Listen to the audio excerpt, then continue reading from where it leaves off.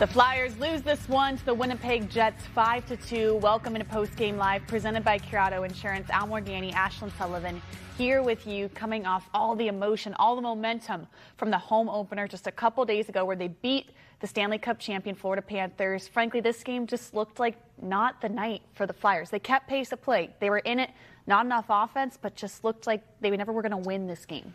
Well, Ashlyn, it's a lot different game than the opener, obviously. With this team, though, Winnipeg can just take it right out of you. I mean, didn't get a lot of shots, but you make a mistake against the Winnipeg Jets, it's probably a pretty good chance they're going to make you pay.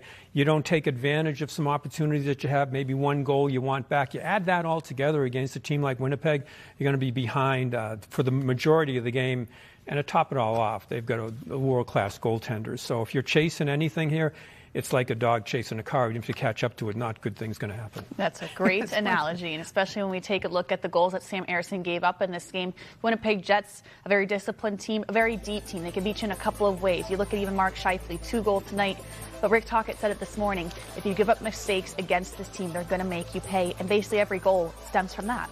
Yeah, give away and get behind the Flyers defenseman there. So mistake is made there. This one here, Gurbenkin's, signaling for the puck. Sanheim gives it to him and just mishandles it. It wasn't a hand grenade. It was a good, get right to the stick, and he loses it. And Scheifele had came off the bench right there, so kind of an opportunistic goal right there.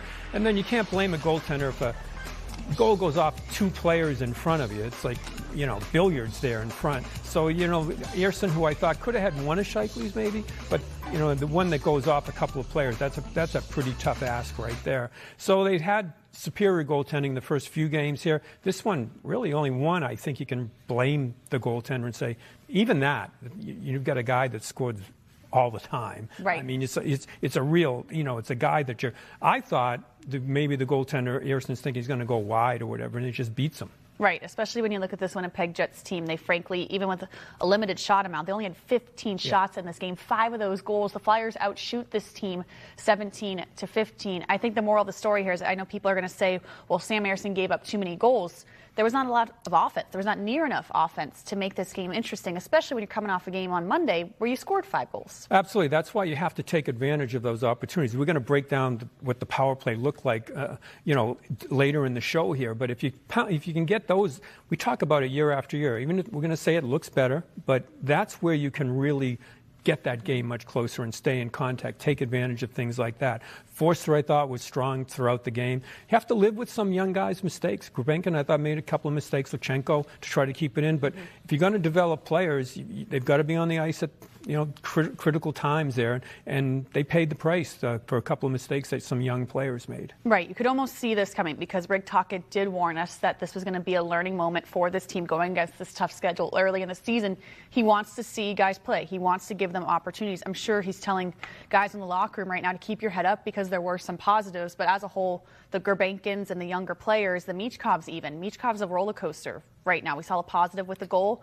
We saw some mistakes. This, I think, is going to be the first couple weeks of this season. Yeah, we also saw him dish the puck off a couple of times. I thought the Flyers tried to pass the puck into the goal a couple of times where they could have taken some shots. But Michkov, I thought, set up Couturier once, set up a couple of times. He had good opportunities here. And I think it's important, whether it wins a game or not, just to get on the score sheet for him, because there are players like that is monumental for them to kind of get that kind of confidence going, and that should kind of kickstart something here.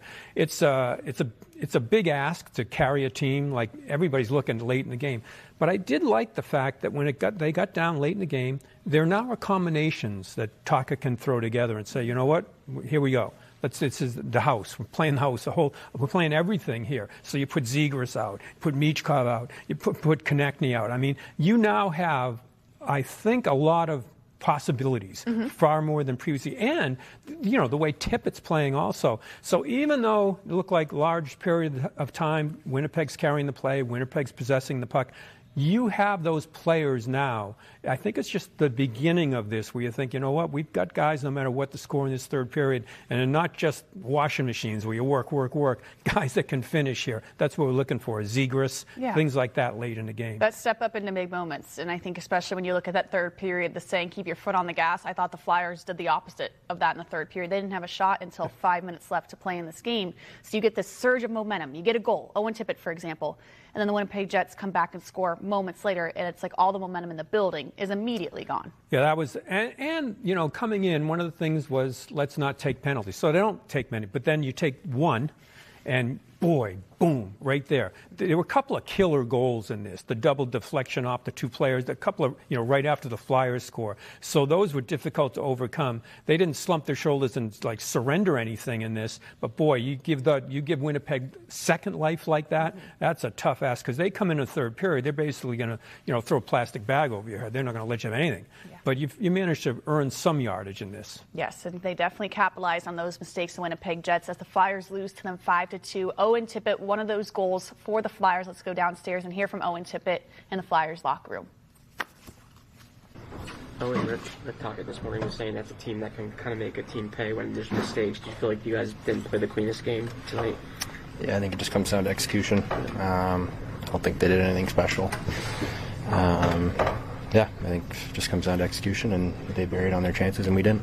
How hard of a game is that? I think there's only 31 combined shots between the two teams. How hard is it when it's such a low event game?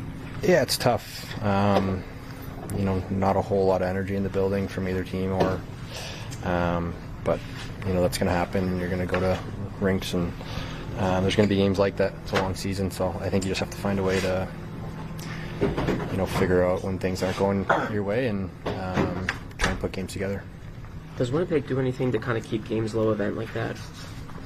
No, I think we've played them in the past where it's a high event game, and we've also had games where it's a low event. I think it's just the way it was tonight, and you know, I think from them there's a lot of simple plays. Obviously, you're on the road, you want to just play a simple road game and obviously get out of here. But yeah, they didn't do anything crazy. I think we just need to execute a little bit more.